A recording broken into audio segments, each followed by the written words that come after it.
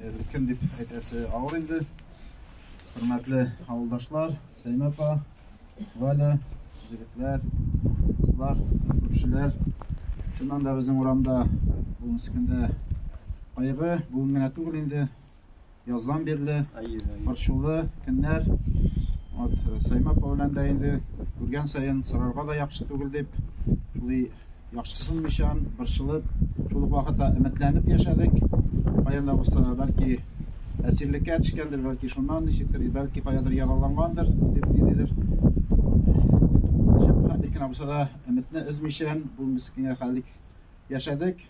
Кызганычка каршы Илгиз кырбан булды, безнең өчен кырбан булды, безнең илебезне саклап, безнең тынычлыгыбызны саклап, безнең дә әлбәттә моны онытмаска тиеш, директорлар җитәргә тиеш.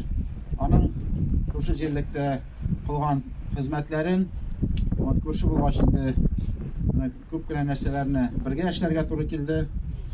Хезмәттәшләре монда, аның белән аралашкан дуслары бүген монда, шуңа күрә әйдәгез бергәләп аны онытмыйк, дугалардан калдырмыйк, урыны җәннәттә булсын.